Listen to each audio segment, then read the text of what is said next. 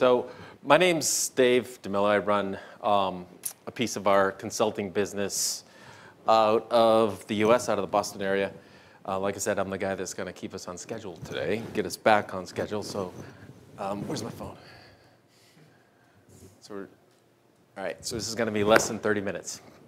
So what does it mean to be a consultant in our business? What that means is I work with our largest customers to help them put together their plans, try to figure out what their implementation trajectory looks like.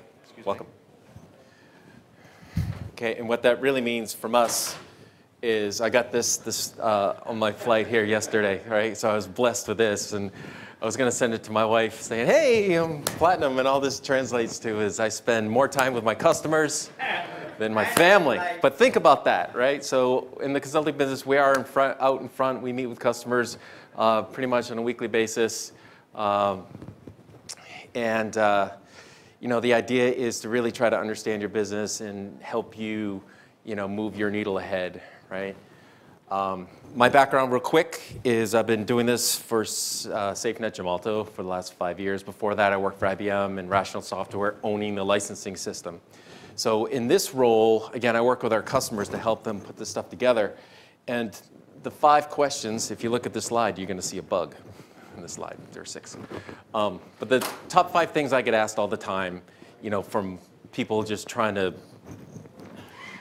get rolling, right? We'll get on calls, our initial sales rep will take the call and then eventually it'll make its way to my desk. But these are the types of things that we get asked is, how's all this stuff going to work together, right? Because many of you could have just had this project kind of plopped on your desk. It doesn't really fit cleanly into many categories. It could be an IT-driven project, and they said, Dennis, you own it. Andre, you own it. Right? Warren, you're the man. So how's all this stuff going to work together? Well, what does that mean?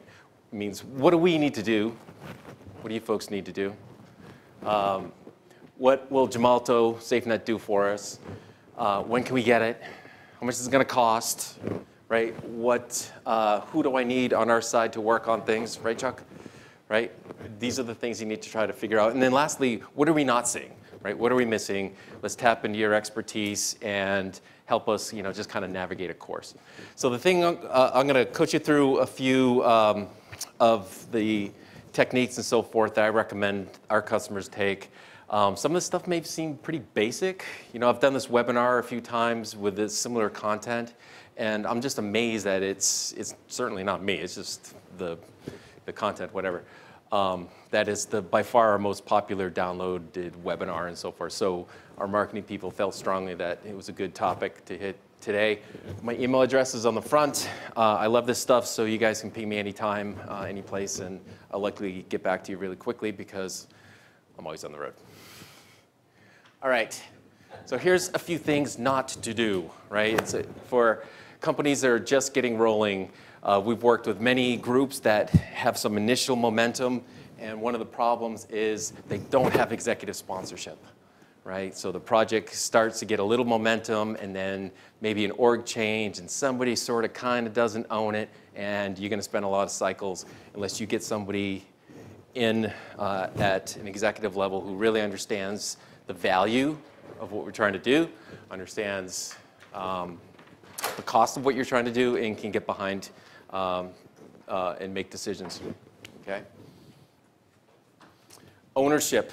This is probably the second biggest thing that makes a license management type of project go awry, is who owns this darn thing. So I'm gonna drill into these topics a little bit, right? But the ownership is something I get asked all the time. Who's the right owner for the project? Who does it make sense to own it? Why do I own it? Is sometimes things that people say.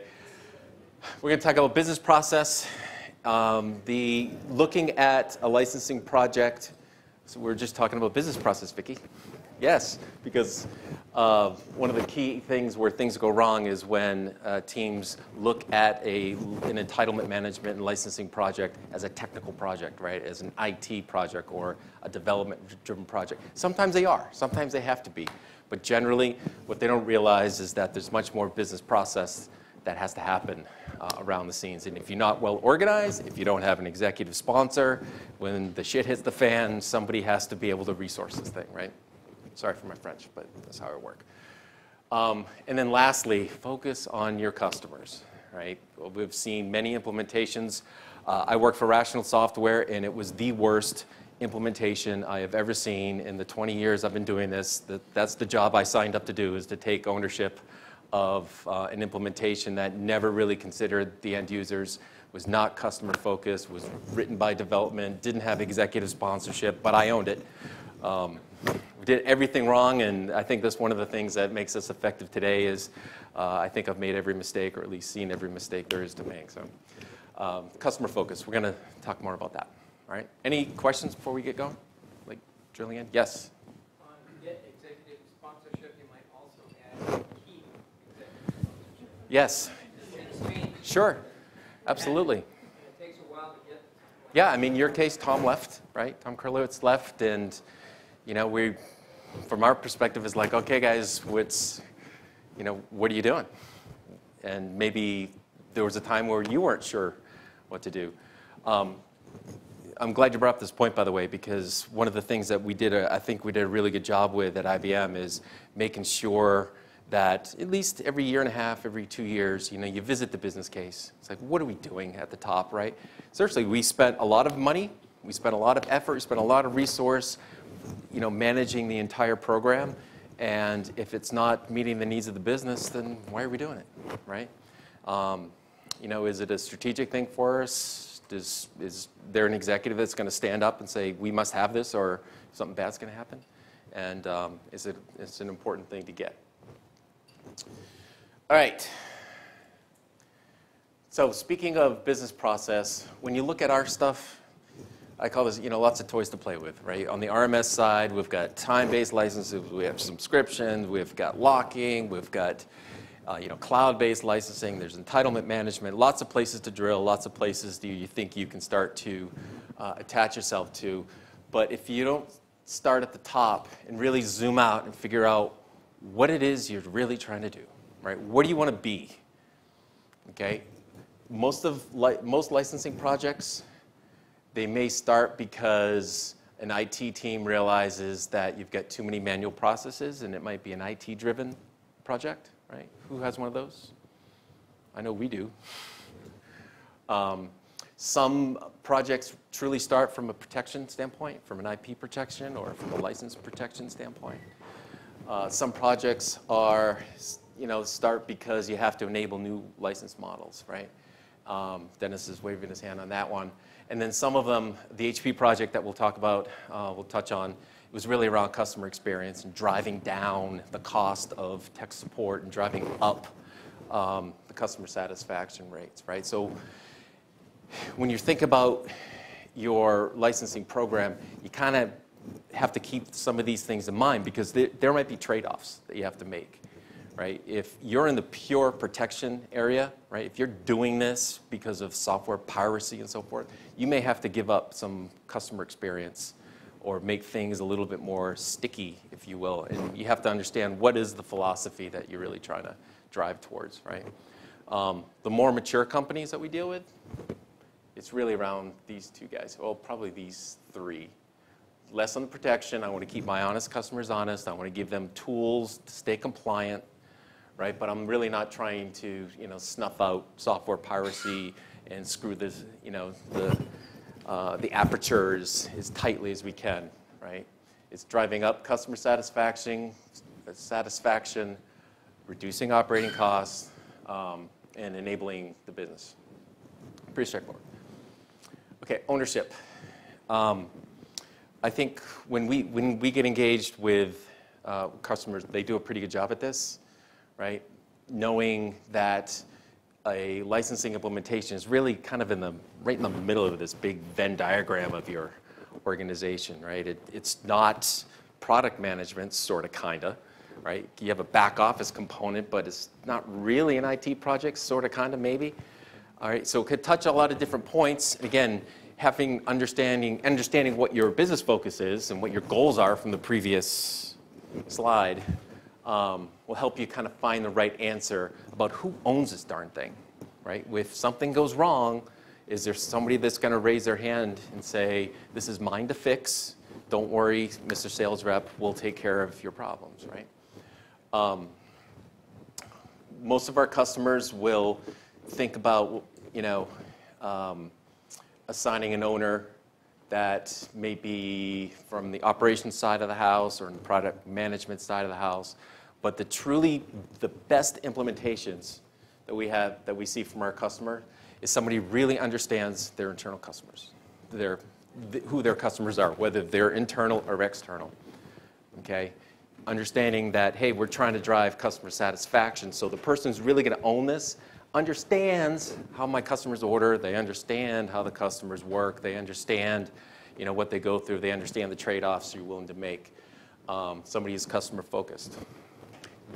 In general, projects that are run by IT tend to be, they look like IT projects, right? They're not as customer-centric as a project that's either run with an owner who used to work in tech support.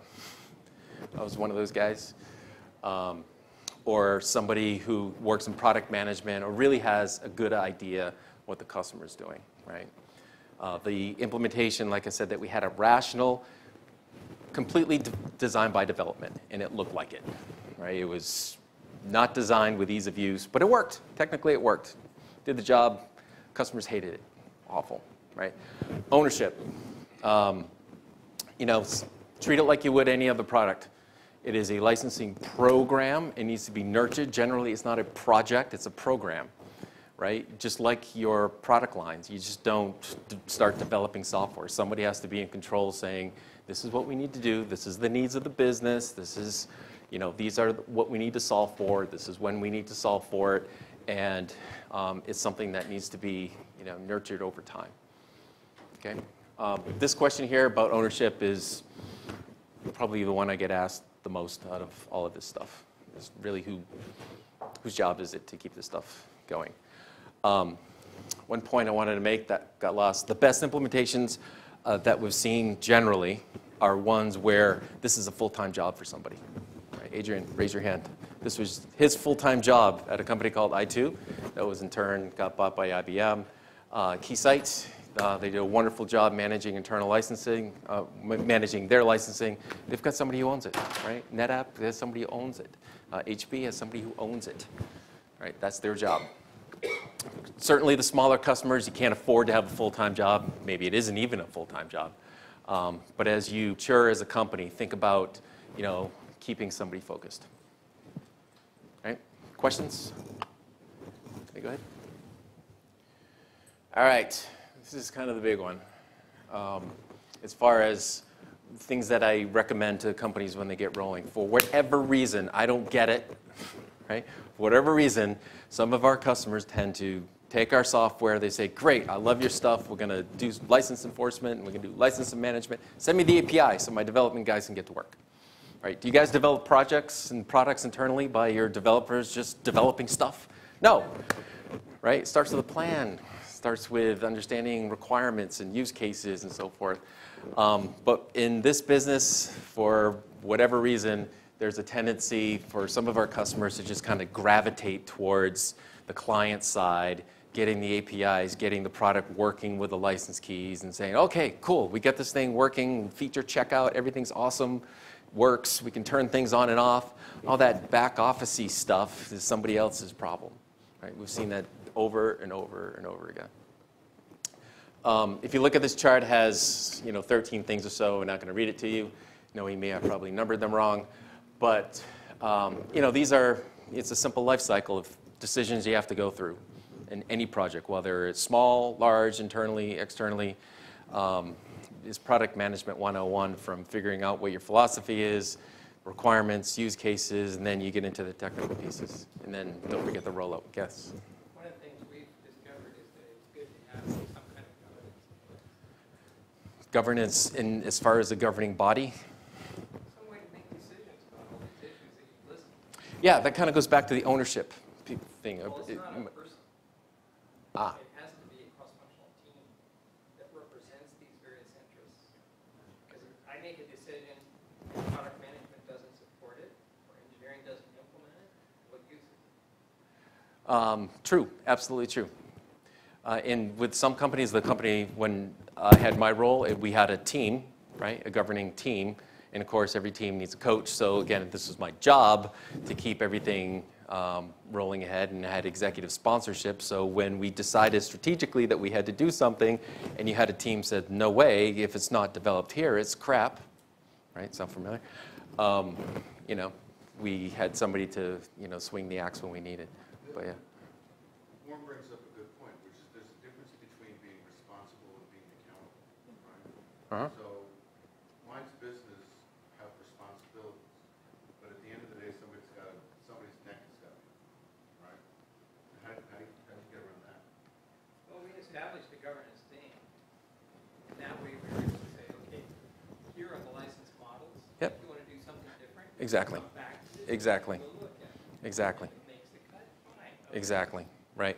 And the other thing I found I'm glad you're bringing this up, by the way. The other thing I found is, as that centralized team, you can, if you do your job right, you can make this easy for the product teams to do theirs, right? That's part of your role, is to say, you know, don't make all the product teams reinvent licensing every time, right? You can centralize things, you can standardize things. So like when Warren says there's a new product line, you say, here are the 4 models to choose from. If you need a 5th, then let's talk about to see if that exception actually makes sense to the business. But centrally, you know, you're making their role, you can make their role easier by saying, you know, here's the internal development kit, here are the APIs, this is who you need to talk to, here are the decisions you need to make, here are the only decisions you need to make. Everything else, you pick it up in the build, you build with it, and we take care of everything else under the covers.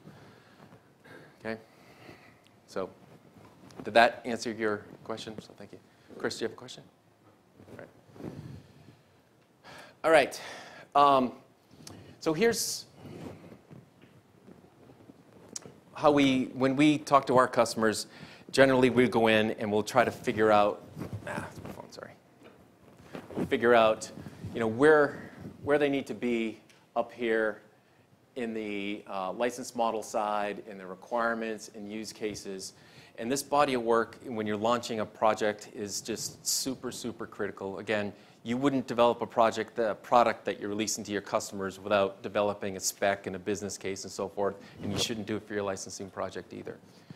I'm not going to read the slide to you, but if you look at the slide, generally, this is actually a slide from one of my customers. It's extremely common, even with the smaller customers to larger customers, that the use cases that we really need to solve for, there's usually between 10 and 20, right? And those cases are, you have a new customer, they buy something. What happens? They buy something else. They buy something more, additional, right? They have an add-on. You do an upgrade. You do rehosting, okay? And then you've got some technical, don't forget trials, by the way.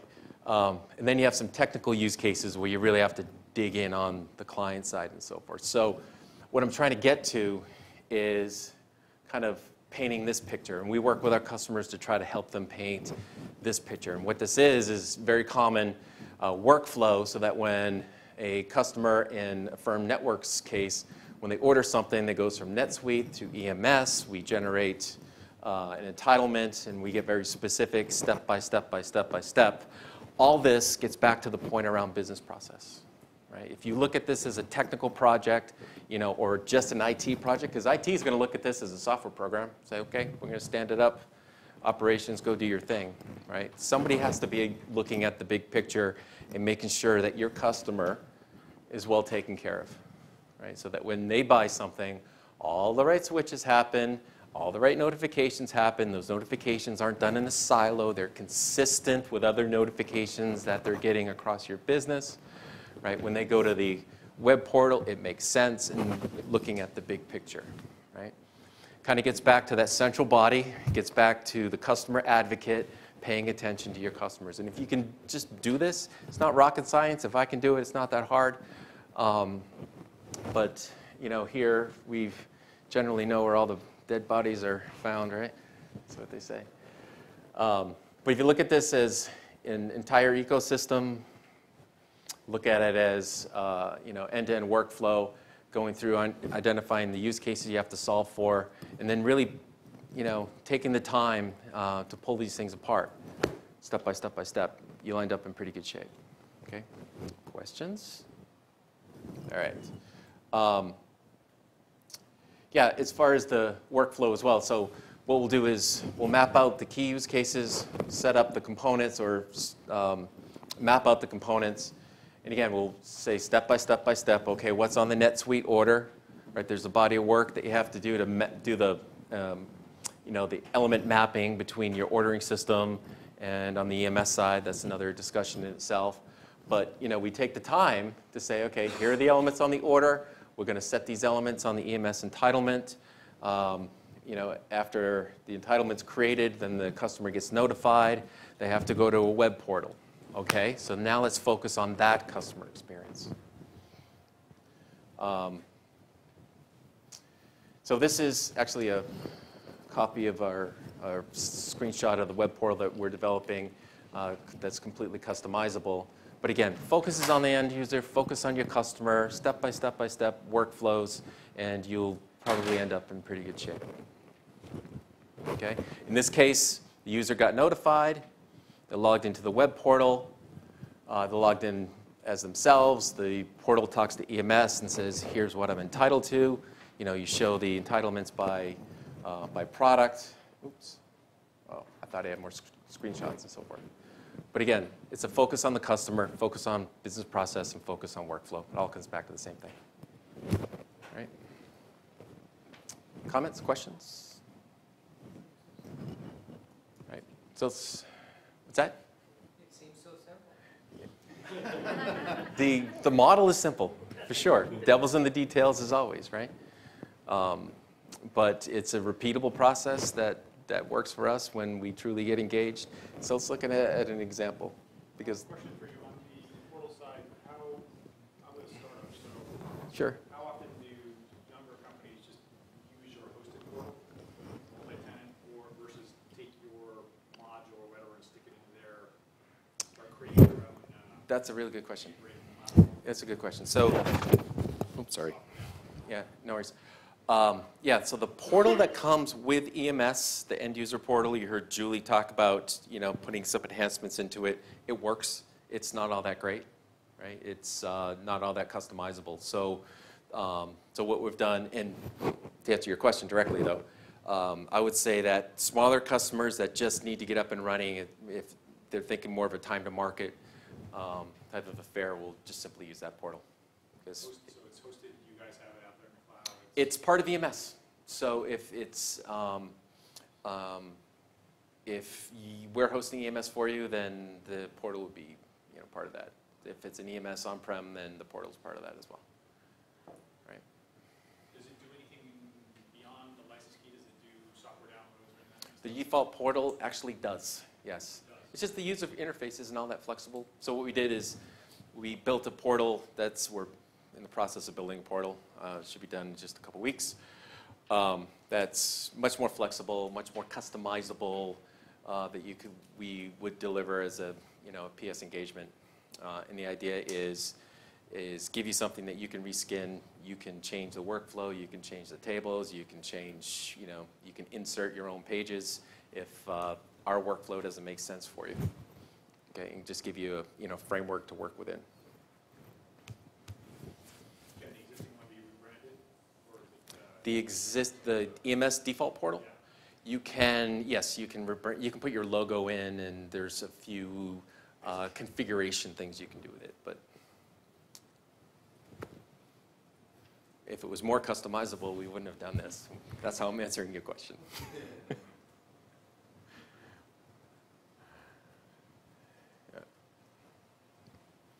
All right, so let's look at a real example around customer experience. And I think this is basically the last slide I have too, before I kind of summarize a few things.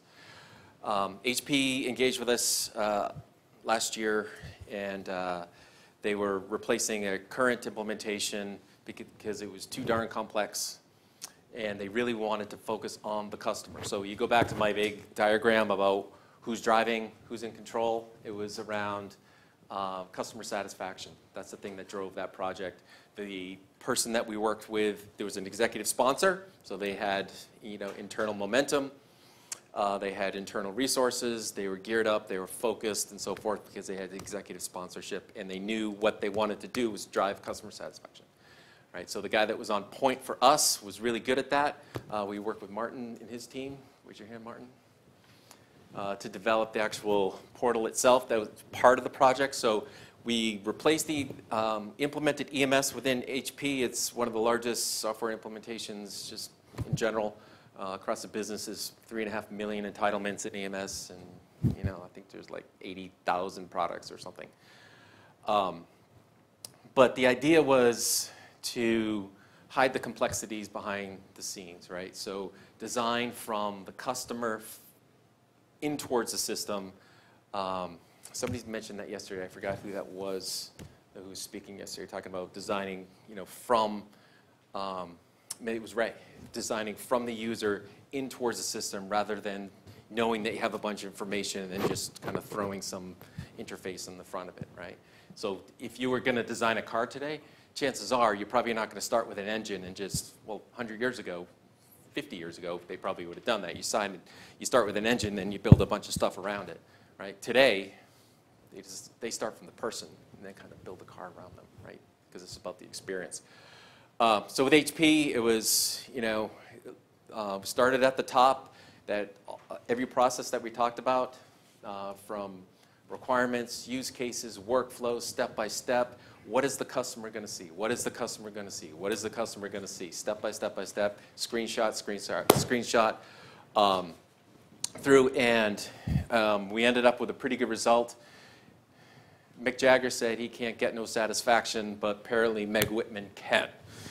So we launched in, I just made that up, by the way. We launched in November, Thanksgiving weekend, a lot of work by a lot of people. But again, the idea was to focus on the customer, and that's the only reason they're really successful. They're well organized, right? Went through the process of developing this just like they would of any other product with, with specs and sign off and, focus on milestones and, keeping everything on track. They were just over 50% before we launched, and we're at 86% last check. And customer dissatisfaction went down. I think it was 44 to start with, and down to 14.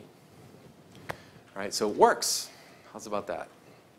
Okay, and the thing that really works with these guys is that we totally focused on the user. There were so many complexities with the current system that, it seemed like with every part of the design, we're saying, do we have to show it? Do we have to show it? What can we hide? What can we hide? The portal does a lot of logic itself, just making a few assumptions. There's a lot of business rules they had to kind of build in to hide a few things, but there's a result. Okay. We can talk all day about HP, by the way. So in summary, again, start at the top. If you try to do a bottom-up licensing project, you'll probably end up in a pilot type of situation. If you're looking at a strong rollout, then the executive power behind it certainly helps. Ownership, to repeat a question before, or a point that I was trying to make before, we've seen a lot of projects where the team tries to do this in their spare time, right? Especially if they're on a schedule of 6 months or 9 months or whatever. If you try to do this in your spare time, a lot of stuff can slip through the cracks. Okay? Focus on business process, focus on your customers, and get help. We do this stuff all the time. You can come to us. We run consulting workshops where we'll fast track you through this process. The guys from Ericsson, is Christian here, by the way? Yes.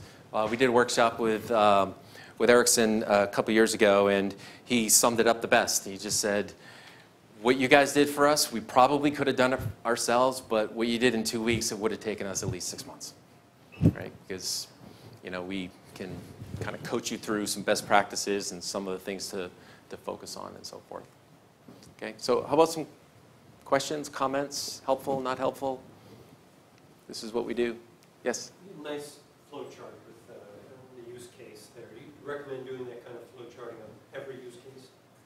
Oh, it's a good question. And you're going to see this next week when I'm sitting in your office. You know what happened? That's a great question, actually. Let's back up. Oops. Where's my... All right, so what we usually find is, and so let's say a small to medium-sized company, it's not uncommon for us to spend hour, 2 hours, sometimes even 3 hours getting the first use case, right? It's a new customer buys something. What is going to happen? And a lot of the other ones are alternative flows through the system. So do I do everyone? Probably not, but the ones that are significant usually end up being about half of them. All right, I can show you some of the blueprints that we've done. Usually it's new orders, upgrades, if you're enforcing version control. So for example, if you want to use our technology to prevent a customer from going from version 2 to version 3 unless they're on support, right, and actually enforcing that. That's usually a unique workflow. Rehosting, trials, RMAs if you're in the hardware business and the customer has to return something, things like that. But yeah, certainly the significant ones. But as a project owner, not only do you have to do this just to prove out your model, but you also have to gain internal, right? You have to socialize internally. You have to make sure that your key stakeholders, those guys in the big circle, right? You get buy-in. Will from JDSU, right, said yesterday that he has to keep selling this internally, right? You have to keep selling it, saying this is what we're doing, this is what we're doing, this is the plan. And if you do this right, you should be able to answer the major questions of, hey, look at this, I'm tying off my own presentation of how's all this stuff going to work together, right? What do we need to do? What's the Gemalto guys going to do for us? How much is it going to cost? Can I use them to get help, right? What's the time schedule? I actually missed there's one slide I didn't show that I may have to go back to. But yeah, but the idea is, clarity is product management 101, right? Be able to describe internally and to your customers and your rollout and so forth of this is what's going to happen, this is how the major use cases are going to work, here's how the notification is going to work, etc. Okay, now right about here, somebody usually says, how long does a project like this usually take? Okay, let's talk about that. Because I'm going to show the one slide I kind of cruised over. As part of the work that we end up doing with our customers up front, this is not uncommon, right? Don't worry about the time quite yet. Is that licensing projects tend to break down into these tracks. There's this conceptual model, again, just what we were talking about before, use cases, requirements, workflows. I work in PowerPoint, it's kind of how I think. There's the piece of work around your back office, right? The data model, doing the mapping between NetSuite to EMS in the example I showed before. If you're rolling out a customer portal, that's another piece of work that involves different people, right? So all these different work tracks, you're going to have to, to manage and keep everything online, keep everything aligned. Certainly integration from an ordering system, Salesforce, Oracle, SAP, whatever you're using. TMS, that generally involves another different team of people. So we'll break these down into manageable pieces. It's for small to medium-sized companies or even a large company that's doing a first-time implementation. Implementation is generally done in phases, right? And it's not uncommon for that first phase to take 4-6 months, somewhere in there. If you just need to stand up EMS, maybe there's some manual processes that you want to put in place until things stabilize and you reach steady state. and then you branch out into either more product lines or do more automation and so forth. The ones that tend to get more complex are the HP model, right, where you've got a lot of, right, baggage, right? There are 3.5 million entitlements. You just can't do it in phases. It's big bang. It's all this stuff has to happen on one date, right? And then, those are the ones that tend to take, of course, a dedicated team. And in general, you're looking at 9 months to a year, somewhere in there. But, we had a small customer of ours where we're on the initial call, and he said, well, how long is this thing going to take? And that was a cutover. It was a big bang cutover. They were using a competitor's product. And I said, geez, Mike, you're looking at 6 months. If from the time we say go, you're probably looking at 6 months. And he's like, 6 months? What the hell are you guys doing? Really? 6 months? Right? And then 3 months into the project, he's like, wow, I think we need another 6 months, and a lot of it, again, because he didn't fully understand all the business process stuff, about all the different work tracks he has to manage. How is he going to roll that out to his customers? How is he going to roll that out to his sales team? How is he going to roll that out to his support people? Right? So standing up EMS, again, he was looking at it as a technical project, kind of the gravity slide. Right? He was looking at, well, how long does it take you to stand up EMS? I'm like, a day. How long is it going to take us to put RMS in our products? And I'm like, your developers are smart guys. You're working with our guys. A few days, we can get the systems talking to each other. And he's like, well, what the hell is 6 months going to be? It's all this other stuff, right? It's all the process. Right. All right, questions? I'm going to go back to the home slide. I forgot all my business cards at home, so that's where to find me. I love this stuff. We do it every day. Adrian, raise your hand in the back. He does what I do in Europe for you folks that are either non-US based or may have an office in that area. And then John Dwyer, he's another consultant that we just brought on board, and he's on the West Coast here. Yes, hi. All these presentations are going to be made available. Yes. Yes. Yeah. Okay, good. I'll be around. Thank you very much. Appreciate it.